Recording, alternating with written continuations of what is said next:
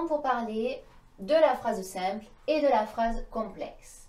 Donc aujourd'hui, on apprend à faire la différence entre une phrase simple et une phrase complexe. Alors, à quoi ça sert de savoir faire cette différence?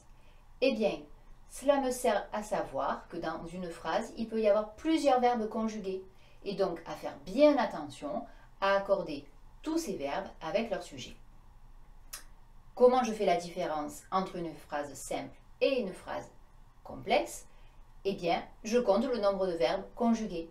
S'il n'y en a qu'un, c'est une phrase simple. S'il y en a plusieurs, c'est une phrase complexe. Prenons donc un exemple. Léa part pour l'école. Dans cette phrase, je n'ai qu'un seul verbe. Léa ne fait qu'une action. Léa part. Mon verbe est ici, c'est le verbe partir.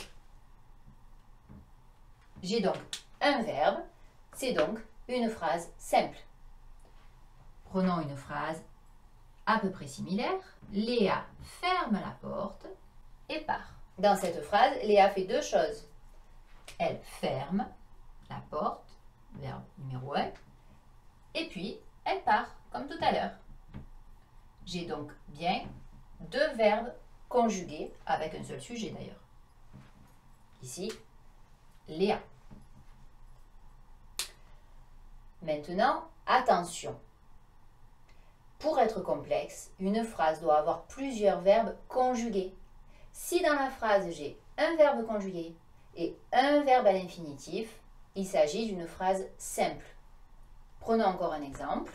Léa ferme la porte avant de partir. Que fait Léa cette fois-ci? Elle ferme. Je retrouve ici mon verbe 1. Et elle part toujours.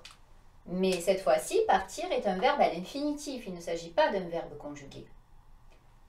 Je n'ai donc qu'un seul verbe conjugué. C'est donc une phrase simple.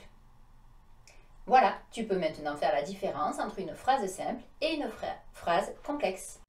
Maintenant que tu as tout compris, entraîne-toi en faisant les exercices ci-dessous.